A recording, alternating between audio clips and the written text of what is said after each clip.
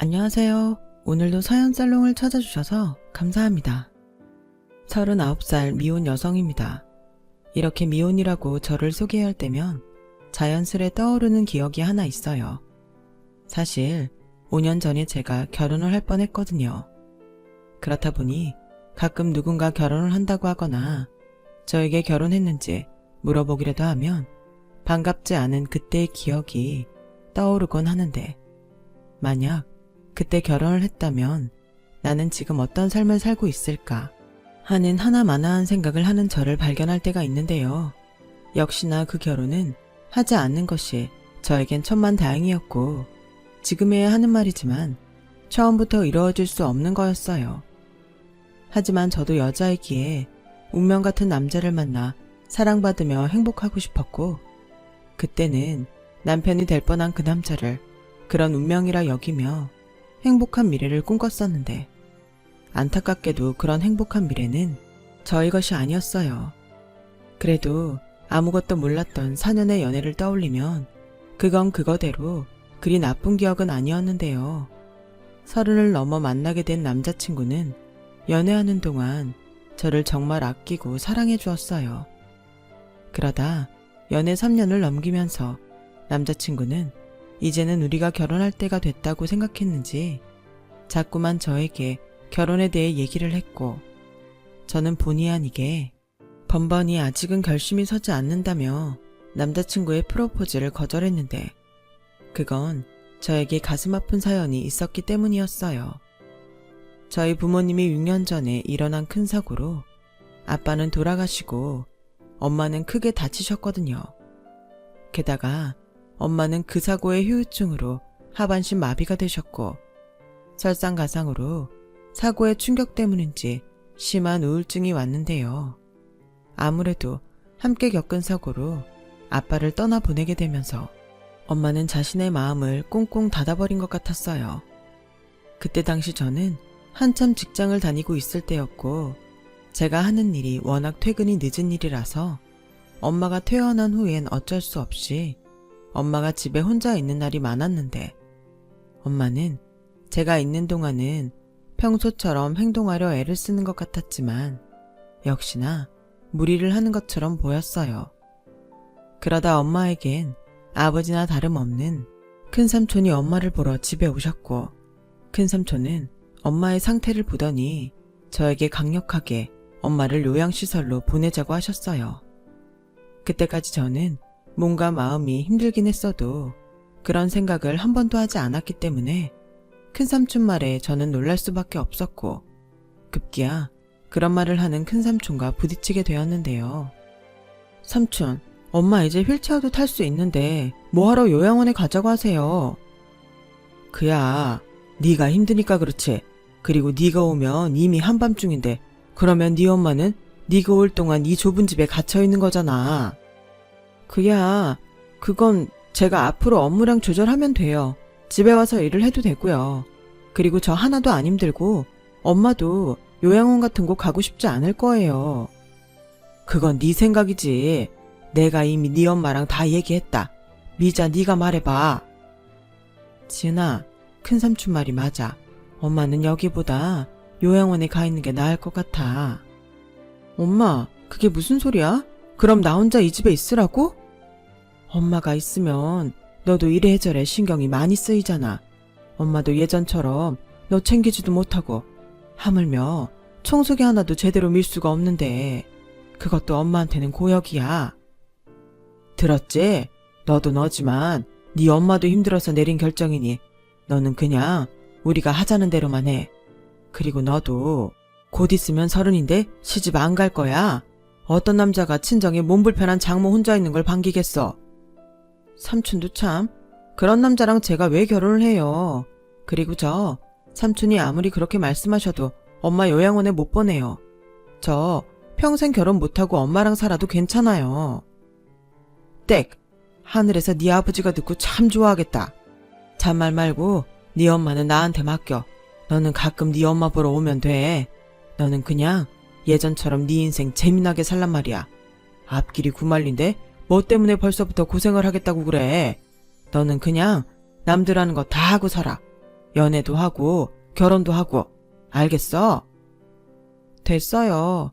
삼촌이야말로 평생 결혼도 못 하시고 동생들 뒷바라지만 하셨는데 삼촌도 이제 나이가 있으시잖아요. 그러니까 엄마는 제가 맡을게요. 삼촌도 지금이라도 장가를 가시지. 얘가 못하는 소리가 없네. 이렇게 머리 까지고 배 나온 나이 많은 노총각이랑 누가 결혼을 하냐. 너한테는 엄마지만 네 엄마 나한테는 딸이나 다름없어. 나는 내 동생이랑 재미나게 지낼 테니 너는 그런 줄 알아. 이미 네 엄마랑 얘기 다 끝났다는데 무슨 애가 이렇게 말이 많아. 오빠, 그건 좀 말이 심하다.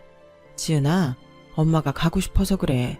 여기 있으면 네 아빠 생각도 많이 나고 동네 사람들 눈치 보여서 밖에도 못 나가겠고.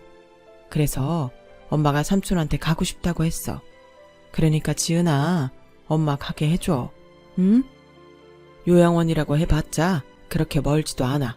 삼촌 집 근처라 삼촌이 매일 왔다 갔다 하면서 들여다볼 거고 여기 있는 것보다 훨씬 재미나게 지낼 테니까 너는 아무 걱정하지 마.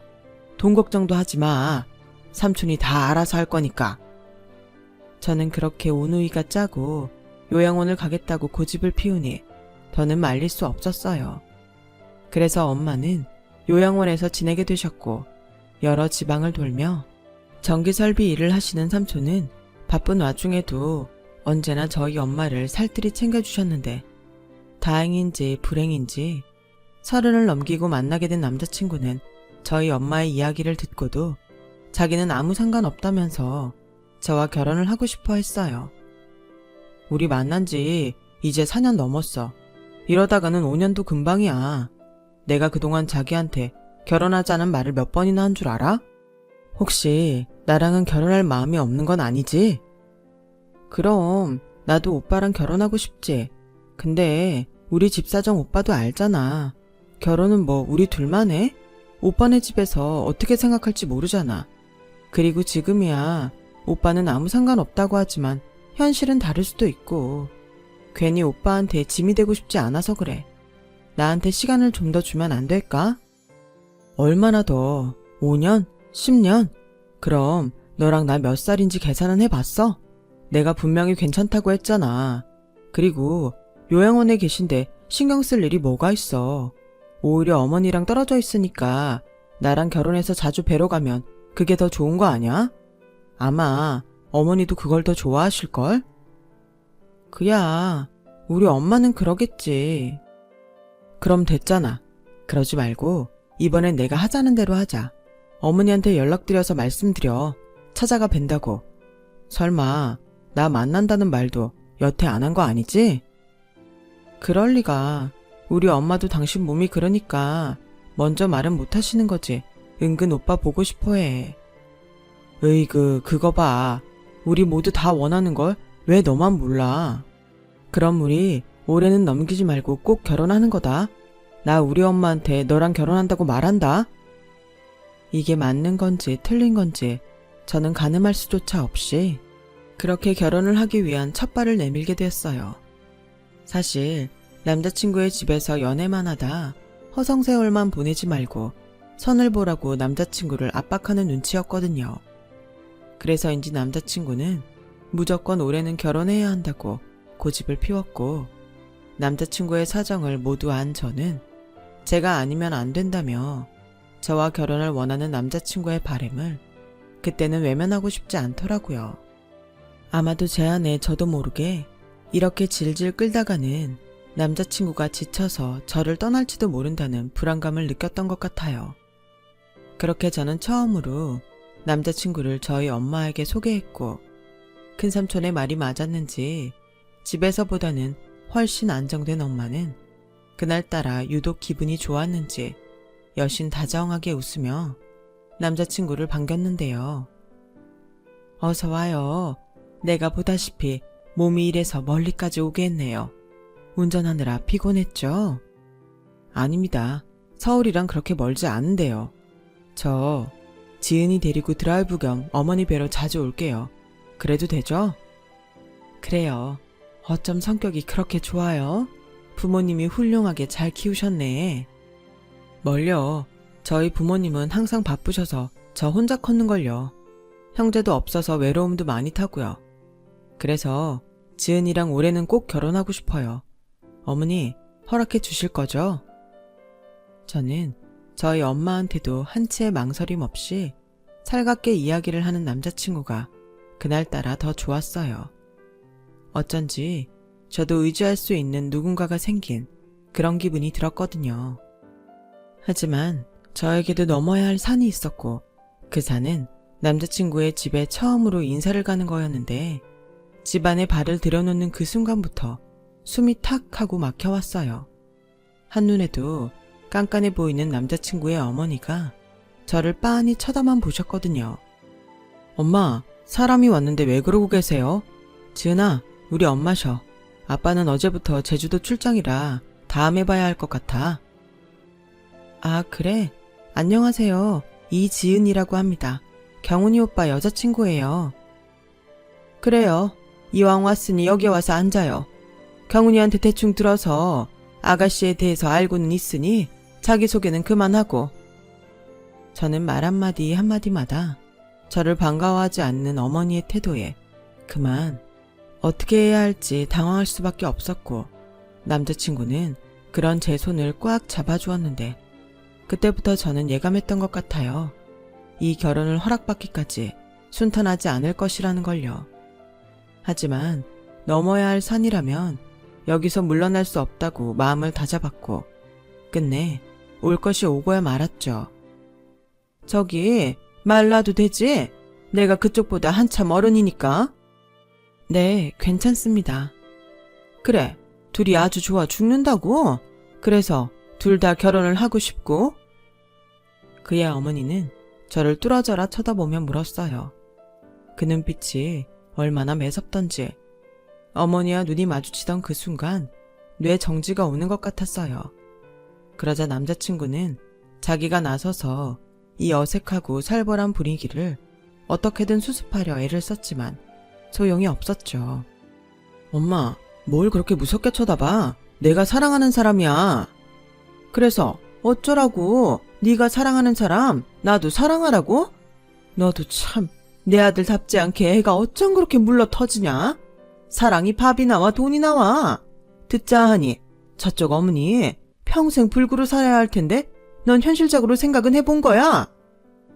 해봤지 그럼. 그러니까 결혼 허락해달라고 이렇게 데리고 온 거잖아. 엄마는 생각 좀 해보신다고 하더니 이게 무슨 태도야? 데려온 사람 민망하게. 뭐야? 오빠, 그만해. 어머니, 저도 어머니가 어떤 걱정을 하시는지는 충분히 알아요. 제가 최대한 어머님이 걱정하시는 일 없도록 노력하겠습니다. 노력? 그게 노력으로 될 일인가? 내 주변에도 그런 불행을 안고 사는 사람들이 있었어. 근데 다들 지금 어떻게 사는 줄 알아? 죽지 못해 살아. 할 수만 있다면 도망가고 싶대. 서운하게 들리겠지만 난 내 아들이 그렇게 사는 꼴 절대 못 봐. 엄마, 그 사람들은 그 사람들이고 나는 나지.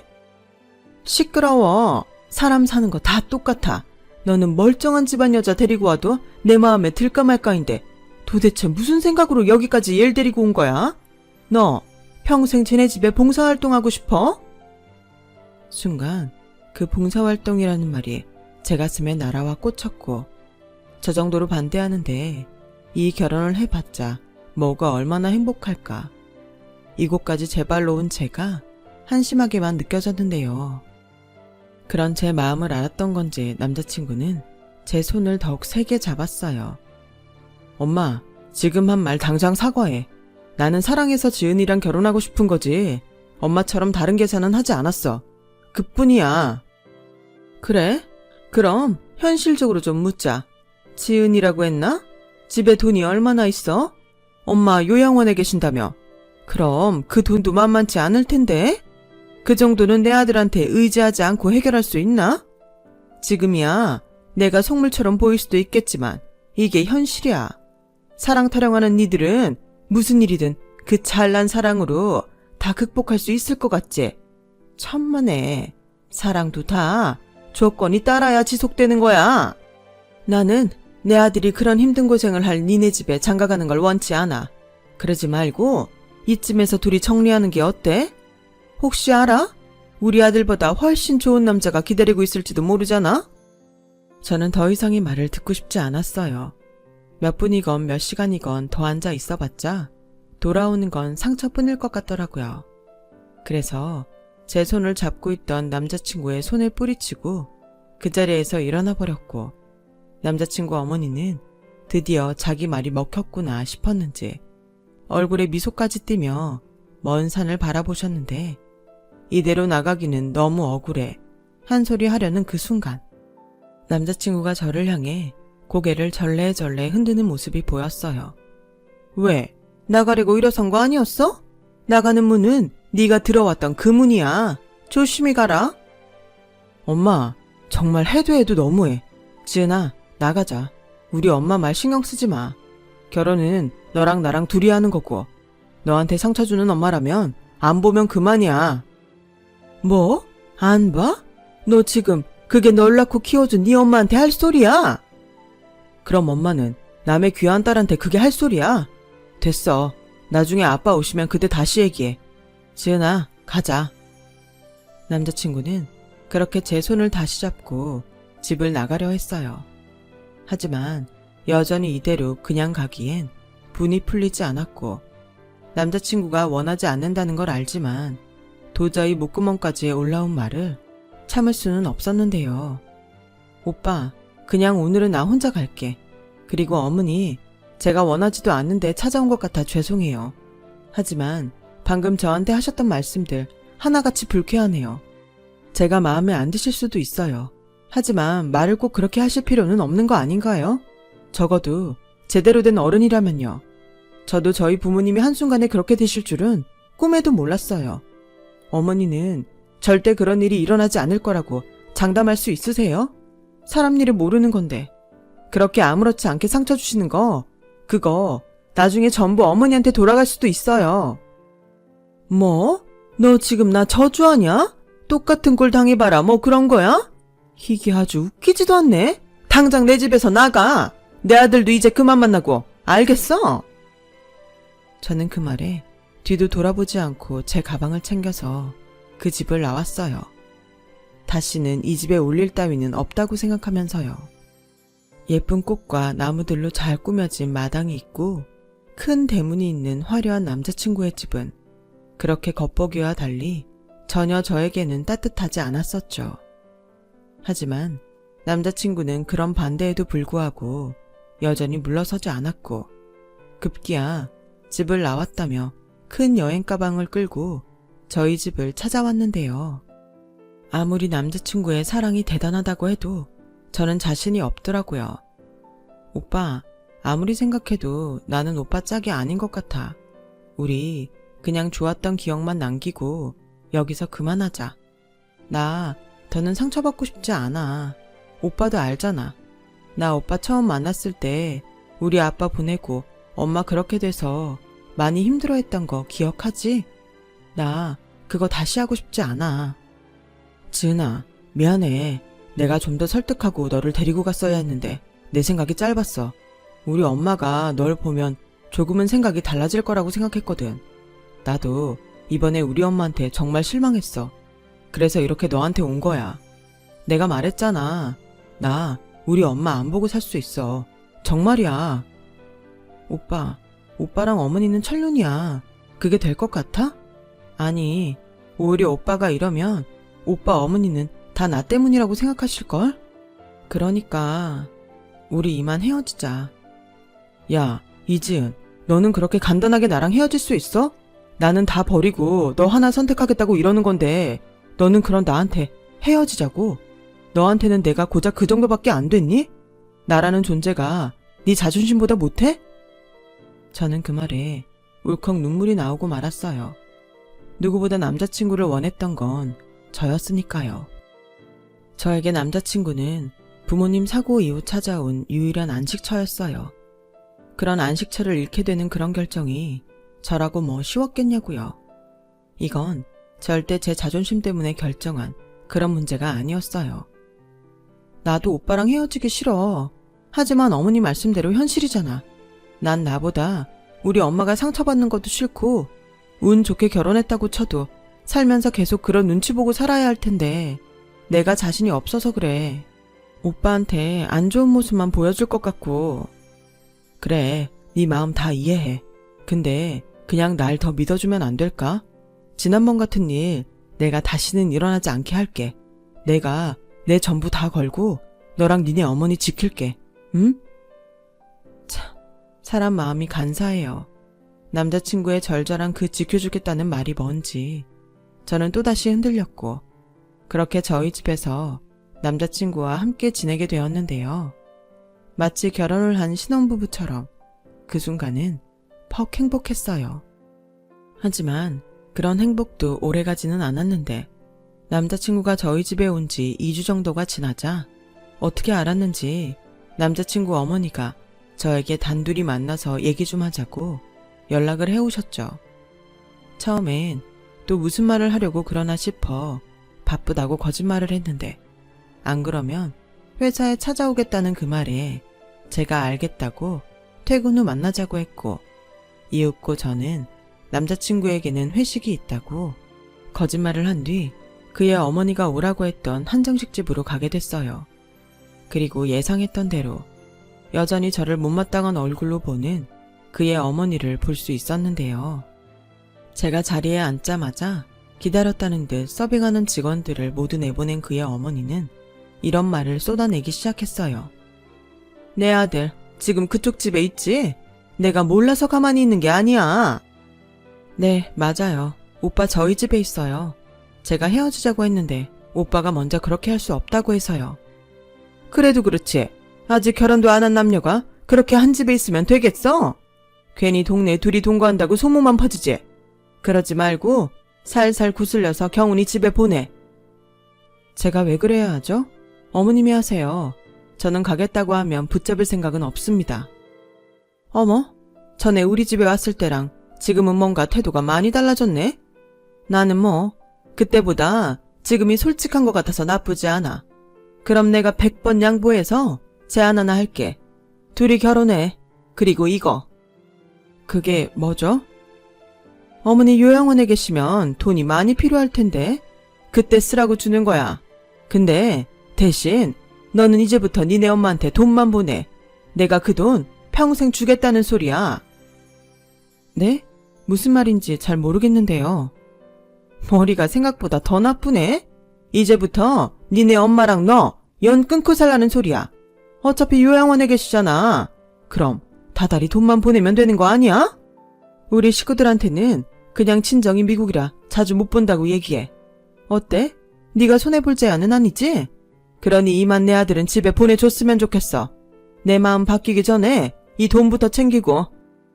그러니까 지금 저더러 저희 엄마를 버리고 시집가라는 그런 말이세요? 잘난 돈봉투 주면서요? 됐어요. 저는 저희 엄마한테 그렇게 할 수 없어요. 저희 엄마, 오빠가 다녀간 후 언제 결혼하나 그것만 기다리시는데 그런 상처는 줄 수 없어요. 대신 결혼 허락해 주신다면 저희 엄마 챙기는 일에 경훈 씨 도움 받지 않겠습니다. 물론 돈도 안 주셔도 돼요. 어차피 저희 큰삼촌이 경제적인 도움은 주고 계시거든요. 너 참 이기적이다. 나는 뭐 이런 제안을 좋아서 하겠니? 그리고 니네 엄마야. 당연히 내 아들 정도면 얼씨구나 하면서 결혼 소식만 기다리겠지. 근데 난 아니다. 내가 왜? 전신마비로 평생 걷지도 못하는 사람을 사돈으로 맞아야 하니? 우리 집이 뭐가 아쉬워서. 내가 꼴랑 너 주려고 내 아들을 금이야 오기야 키운 줄 알아? 돈? 네가 지금 내 돈을 안 받는 걸로 이 결혼을 퉁치고 싶은가 본데. 천만에. 어디 지 주제도 모르고? 순간 제 얼굴에 그야말로 돈벼락이 떨어졌어요. 그 사람의 어머니가 돈봉투를 제 얼굴에 던졌거든요. 그러자 거짓말처럼 그 봉투에 있던 돈이 여기저기 날아다니기 시작했어요. 따로 마련된 룸이 있었기에 망정이지 만약 여러 사람이 함께 있는 식당이었다면 아마 대단히 큰 구경거리가 됐지 않았을까 싶네요. 그리고 그렇게 심한 모욕을 당하니 저의 인내심도 결국 폭발하고 말았어요. 뭔가 대단히 착각하시는 것 같은데 돈이 그렇게 많으세요? 제가 듣기로 그냥 건물 작은 거 하나 있는 게 전부라고 들었는데 무슨 돈자랑을 이렇게 구식으로 하세요? 저 그 몇 푼 안 되는 돈에 흔들릴 마음 없어요. 그렇게 정 제가 싫으시면 직접 아드님 설득하세요. 뭐야? 네가 아직 정신을 못 차렸구나. 나 못할 짓 없는 사람이야. 무서울 거 없는 사람이고 너 하나 사회에서 매장시키는 거? 나한테는 일도 아니지. 똑똑히 들어. 기회는 한 번이야. 다니던 회사 계속 다니면서 지금처럼 살고 싶으면 당장 내 아들 돌려보내고 무슨 수를 쓰든지 내 아들 만나지 마. 이건 경고야. 그의 어머니는 그렇게 눈에 힘을 주고 말하며 씩씩거리더니 모양 빠지게 자기가 던진 돈은 주워서 그 자리를 떠났는데 그 경고가 무서워서가 아니라 이 여자랑 더는 엮이고 싶지 않은 마음이 간절해진 저는 집에 가자마자 남자친구에게 오늘 있었던 일을 모두 이야기했어요. 그러자 남자친구의 얼굴은 심하게 굳어졌고 왜 그런 자리를 자기한테 말도 하지 않고 나갔냐며 도리어 저에게 화를 내는데 남자친구의 진심이 뭔지 모르는 건 아니었지만 이제 저도 한계에 도달했는지 사랑이고 뭐고 그만하고 싶었어요. 지금 나한테 화를 내는 거야? 오빠한테 말하지 말고 나오라고 하시니까 나갔지. 아니, 무슨 얘기를 할지 뻔히 알면서 그 자리를 나도 없이 왜 나가냐고. 오빠네 어머니 정말 무섭더라. 협박을 얼마나 잘하시는지 안 나갈 수가 없었어. 그리고 이번에 나가서 확실히 알았지. 오빠랑 나는 어머님이 있는 한 절대 결혼할 수 없어. 나도 어머니도 이미 선을 넘었다고. 그래서 내가 우리 집 나와서 여기 있는 거잖아. 우리 부모님 안 보고 살아도 된다니까? 나는 싫어. 그게 정말 가능할 것 같아? 미안하지만 우리 집에서 나가줘. 지은아, 너 정말 부탁이야. 더 이상 오빠 때문에 그만 힘들고 싶다. 제 마지막 말이 결정적이었는지 남자친구는 힘없이 그렇게 짐을 싸고 집을 나갔어요. 그리고 그때는 짐을 싸고 할 정신이 없었는지 저도 남자친구도 그걸 눈치채지 못했었는데요. 다음날 이별 후유증인지 저는 너무 힘들어 회사에 병가를 냈고 이제야 집안 곳곳 자리한 남자친구의 짐들이 보였어요. 처음엔 그냥 버릴까 했지만 그래도 그건 아닌 것 같아서 저희 집에 올 때 가져온 가방에 남자친구의 물건을 모두 담았고 남자친구에게 문자로 이 짐들을 어떻게 하면 좋을지 물었는데 자기 회사 앞으로 가져다 달라고 하더라고요. 저는 싫다고 했어요. 이미 헤어졌는데 이걸 돌려준다고 회사까지 찾아가다니. 그럼 마지막은 싫더라고요. 하지만 남자친구는 마지막이니 그 정도는 해줄 수 있지 않나며 부탁했고 그렇게나마 마지막으로 딱 한 번만 만나자고 하는데 무슨 미련이 남았는지 저는 그러겠다고 했어요. 그래도 4년을 넘게 만난 남자였으니 그 마지막은 이렇게 싸워서가 아닌 제대로 이별을 하고 싶은 마음이 들었거든요. 그래서 그 여행 가방을 가지고 남자친구가 퇴근할 무렵 회사를 찾아갔어요. 그리고 결국 어제도 집에 들어가지 않았는지 옷도 어제 나간 그대로 입고 나오는데 저를 보더니 애틋한 눈으로 그러더라고요. 정말 후회 안 해? 이대로 헤어져도 되겠어? 아무리 생각해도 이게 맞아. 이 이상 가면 우리 둘도 지금 같지 않을 거야. 서로 탓하면서 원망할 게 분명해. 솔직히 나도 지치긴 했어. 하지만 너랑 이렇게 헤어지고 싶지는 않아. 그냥 우리 엄마한테 네네 하고 결혼 전까지만 져주면 안 돼? 우리 엄마가 지은이 니네 어머니 안 보면 결혼해도 된다고 했다며. 그러니까 지금은 알았다고 하고 몰래 가면 되잖아. 뭐? 몰래 엄마를 만나라고? 내가 엄마 딸인데 엄마 보는 것도 그렇게 몰래 다녀야 해? 어떻게 나한테 그렇게 말할 수 있어? 우리 엄마가 원래 한번 꽂히면 앞뒤 안 봐서 그래. 그냥 자기 원하는 대로 해주면 금방 누그러지는데 네가 자기 뜻대로 되지 않으니까 더 그러잖아. 그냥 지은이 너도 우리 결혼만 생각하고 그렇게 해줄 수 없는 거야? 우리 엄마가 평생 요양원 돈도 내겠다고 했다며. 내가 그 돈에 맞았다는 얘기 안 했니? 내가 그렇게 맞고 얼마나 아팠는 줄 알아?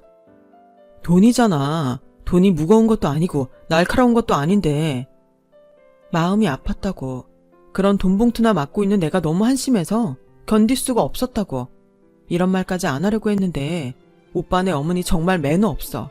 나 그런 사람이랑 상종하기 싫어서 헤어지자고 한 거야. 마지막이라고 좋게 헤어지고 싶었는데 괜히 왔다. 야, 아무리 속상해도 너도 선 넘었다. 매너가 없어? 상종하기 싫어. 미우나 고우나 나한테는 엄만데 그 말을 꼭 내 앞에서 해야겠니? 알았어. 헤어지자. 나도 널 잘못 봤다. 우리는 그렇게 마지막까지 아름답지 못했어요. 하지만 이젠 정말 끝이구나 생각했는데 그 순간 갑자기 누군가 제 뒤통수를 무언가로 강하게 내리쳤고 남자친구의 비명과 함께 전 정신을 잃고 말았는데요. 다행히 제가 눈을 떴을 때 머리엔 하얀 붕대와 우스운 모자 같은 걸 쓰고 병원에 누워 있었어요. 그리고 제 옆엔 큰삼촌이 계셨는데 제가 눈을 뜨자 다행이라며 자리에서 벌떡 일어서더니 저에게 자기를 알아보겠냐고 큰삼촌이 다급하게 물으셨어요. 삼촌, 여기가 어디예요? 병원이다. 천하의 못된 여편네 같은 이라고? 내가 그 여편네를 절대 가만히 두지 않을 거야. 네? 그게 무슨... 너 기억 하나도 안 나지? 네 머리에 그 여편네가 짱돌을 던졌어. 자기 아들이랑 헤어지라고 했더니 자기 말을 안 들었다고? 글쎄, 화단에 있던 그 돌을 너한테 던졌단다. 세상에 내가 보다 그런 미친년은 처음 본다. 너 하마터면 영영 못 깨어날 뻔했어. 저는 큰삼촌의 말에 너무 놀라 온몸이 굳어져 버렸어요. 자기는 못할 짓이 없다고 하더니 정말 사람이라면 할 수 없는 그런 짓을 했더라고요.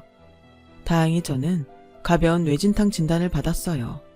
그리고 저에게 그런 몹쓸 짓을 한 그의 어머니는 그 자리에서 현행범으로 경찰서에 갔는데 아주 뻔뻔하게 자기는 잘못이 없다며 변호사를 불러달라고 요구했다고 하는데 저도 이번만큼은 가만히 넘어갈 수 없었어요.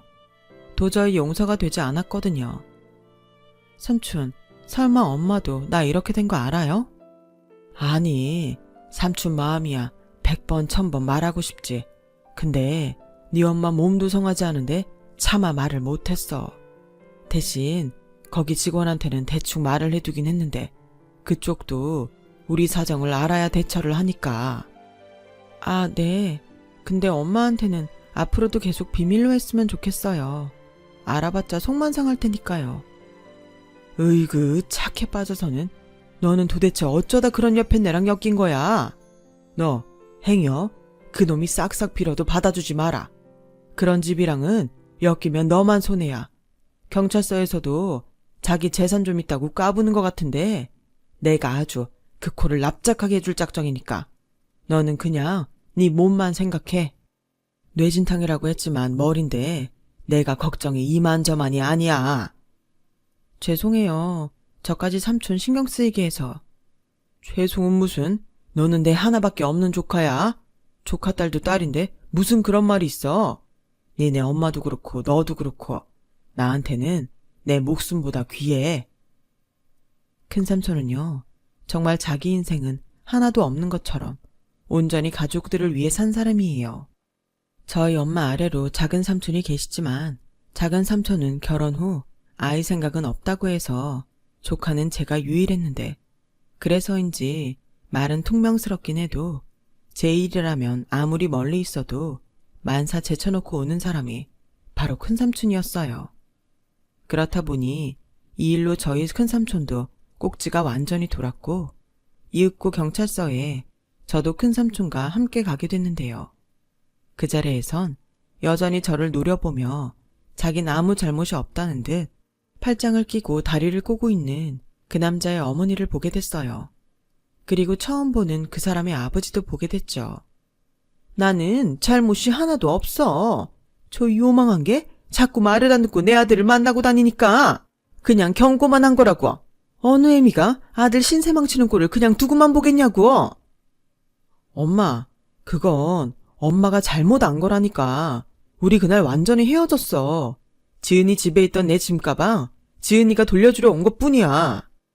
훅 끼고 자빠졌네. 또 그렇게 만날 구실을 찾는 거겠지. 그 꼴랑 짐가방 돌려준다고 회사까지 쫓아올 일이야? 그러게요. 왜 싫다는 저를 굳이 그 가방을 갖다 달라고 해서 이 사달이 났는지 저도 너무 억울하네요. 그쪽의 한 짓이 얼마나 잘못된 일인지 아직도 모르겠어요? 당신 살인 미수야. 살인 미수? 어머, 얘 좀 봐. 여보, 왜 가만히 있어요? 이것들 아주 홍군형을 내줘요. 그리고 나도 여기서 꺼내주고. 나는 잘못이 없다니까. 오해건 뭐건 이런 빌미를 만든 저 거지 같은 게 문제지.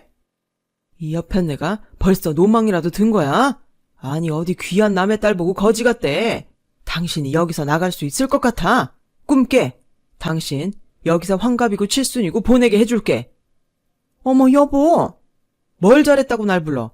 지금 당신이 무슨 짓을 했는지 정말 몰라서 그러는 거야? 기어코 이번엔 콩밥을 먹고 싶은 거냐고. 당신까지 정말? 나 이러면 억울해서 확 혀깨 물고 죽어버릴 거야. 죽더라도 빌고 죽어. 내가 지금 당신 때문에 얼마나 수치스러운 줄 알아? 당장 무릎 꿇고 싹싹 빌어. 아버지, 그만하세요. 아무리 다그치신다고 해도 엄마가 그럴 사람이 아니잖아요. 어찌됐든 일이 모두 이렇게 된 건 제 잘못이에요. 죄송해요. 지은아, 미안해. 지은이 삼촌, 정말 죄송합니다. 드릴 말씀이 없어요. 죗값은 달게 받겠습니다. 원하시는 보상 있으면 보상도 할게요. 남자가 얼마나 못났으면 그 나이 먹도록 어머니 설득도 못하나. 나야말로 자네 같은 조카 사위 절대 반대야. 우리 지은이가 얼마나 착하고 귀한 아이인데 그런 아이 가슴에 그렇게 큰 대못을 박나. 죄송합니다. 다 가장인 제 잘못입니다. 한 번만 용서해 주신다면 저는 이 결혼 반대할 생각 없습니다. 아니요. 저는 당신네 같은 집안에 우리 지은이 못 보냅니다. 지은이 너도 같은 생각이지? 네, 삼촌. 들으셨죠? 저희는 법대로 합니다. 어머, 웃겨? 지네들이 퍽퍽거리면 내가 뭐 눈 하나 깜짝할 줄 알아? 경훈이 너 뭐해? 네 친구 중에 변호사 있잖아. 그 친구 좀 불러라. 엄마가 수임료는 섭섭하지 않게 준다고 해. 그의 어머니는 그렇게 혼자만 사태 파악이 되지 않는 듯 전혀 반성의 기미가 보이지 않았는데요. 그때였어요. 제 사고 소식을 그제야 듣게 된 엄마가 병원을 갔다 경찰서로 혼자 택시를 타고 오셨더라고요. 경찰서 문이 열리고 휠체어를 탄 엄마가 들어오는데 얼마나 놀랐는지 저와 큰삼촌은 재빨리 엄마에게 달려갔어요. 엄마가 여기 어떻게 왔어? 네 삼촌이 내내 연락이 안 돼서 걱정이 되잖아. 그래서 친한 요양원 직원한테 물어봤더니 말하지 말라고 했다면서 네 얘기를 하는데 엄마가 얼마나 놀랐는 줄 알아? 너 정말 괜찮아? 아니, 어떻게 이런 일이 생길 수 있어? 누구야 도대체? 누가 너한테 이런 짓을 한 건데? 저희 엄마는 몹시 흥분했는지 저와 삼촌을 제쳐놓고 그 사람의 부모님이 있는 곳으로 휠체어를 끌고 갔어요. 그리고 저희 엄마는 물론이고 그의 어머니는 마치 귀신을 본 듯 비명을 지르는데 경찰서 안이 두 사람의 비명소리로 혼비백산이 됐고 저는 제가 겪은 일보다 더 충격적인 사실을 알게 되었죠. 천연이야. 우리 차 사고 내고 도망간 년이 천연이야. 내가 똑똑히 봤어. 우리 차에서 블랙박스 떼서 도망가는 천연을 내가 분명히 봤어. 뭐야? 당신이 그런 말을 하면 누가 믿을 줄 알아? 그의 어머니는 당황하지 않은 듯 말하고 싶었던 것 같은데 이미 목소리는 자수라도 하는 듯 심하게 떨리고 있었어요. 그리고 장소가 장소이니만큼 바로 저희 부모님의 뺑소니 사고 기록을 찾아보게 되었고 곧이어 사건을 담당했던 경찰에게 연락을 하게 됐는데 지금도 사라진 블랙박스를 찾느라 수사 중이라고 했어요.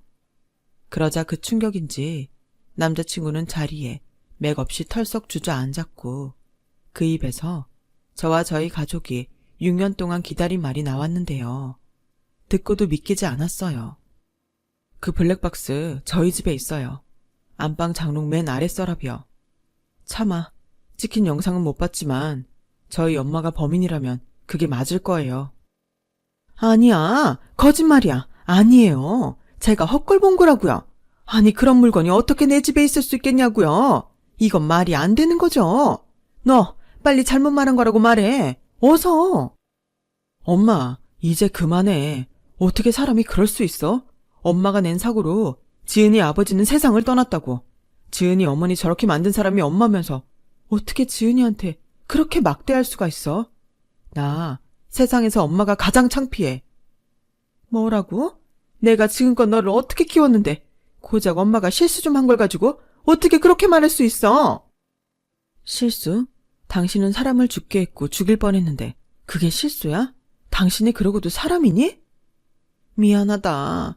나는 정말 그렇게 될 줄 몰랐어요. 블랙박스 가져온 건 그냥 증거만 없애면 될 것 같아서. 그 시간엔 고속도로라 다른 차들도 없었으니까. 내가 다 보상할게요. 제발 한 번만 봐줘요. 지은아, 내가 이렇게 너한테 비마.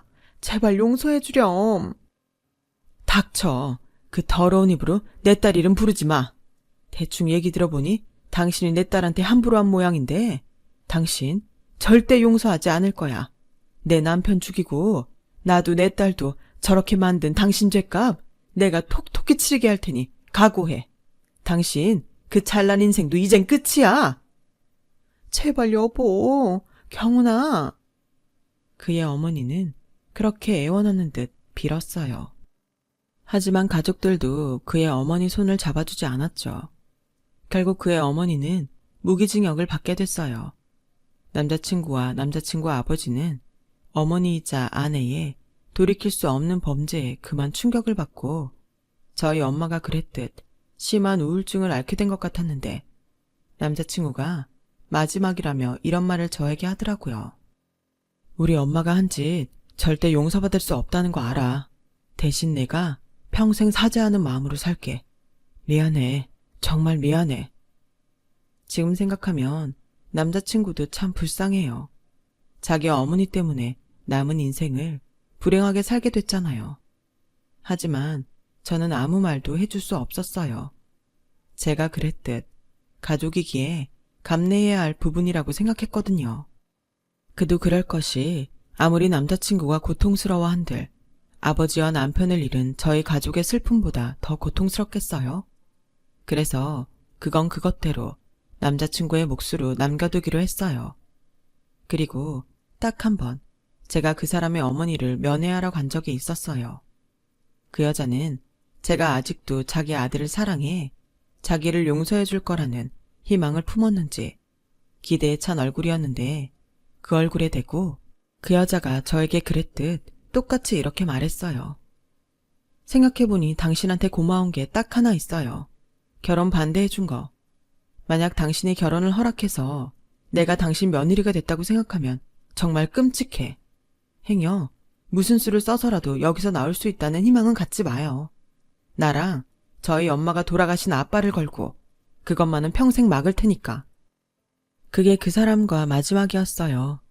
시간이 지나면 아픔도 미움도 무뎌진다고 하던데 그 말이 아주 정답은 아닌지 저와 저희 엄마는 9년이 지난 지금도 아빠의 빈자리가 크고 아프기만 합니다. 그래서 더더욱 그 사람을 용서할 수가 없어요. 그 후로 저희 엄마는 여전히 요양원에 계세요. 제가 그 일이 있고 다시 집에서 함께 살자고 했었는데 이젠 집에 더 갈 수 없게 됐다고 하셨기 때문이었죠. 그래서 저는 많은 고민 끝에 집을 처분하기로 했어요. 우리 가족의 추억이 많은 곳이라 아쉽긴 했지만 엄마를 위해 기꺼이 그런 결정을 하게 됐어요. 그리고 큰 삼촌과 상의한 끝에 서울과 제법 거리가 가까운 변두리 쪽에 집을 한 채 짓기로 했는데 이제 곧 그 집의 모든 공사가 끝날 예정이에요. 집은 저희 엄마가 휠체어를 타고 어디든 다닐 수 있도록 삼촌이 아는 분을 통해 직접 설계했는데요. 아무쪼록 저희 엄마가 새로운 집에서 이젠 아픈 기억이 아닌 행복한 기억으로 남을 시간을 저와 함께하길 바라는 마음입니다. 저는 사실상 그때의 후유증으로 결혼은 포기했어요. 하지만 희망은 없는 것보다 있는 것이 낫다고 저도 언젠가 좋은 짝을 만날 수 있길 바라면서 제 이야기를 마치도록 하겠습니다. 저와 저희 엄마가 다시 행복한 인생을 살아갈 수 있도록 응원해 주세요. 더욱 힘을 내서 열심히 살도록 노력하겠습니다. 지금까지 제 이야기 들어주셔서 대단히 감사드려요. 항상 건강하시고 하시는 일 모두 잘 되길 바라겠습니다. 여러분, 사연 댓글에 응원과 현명한 조언 부탁드려요. 좋아요와 구독은 저에게 큰 힘이 됩니다. 오늘도 좋은 일 가득하세요.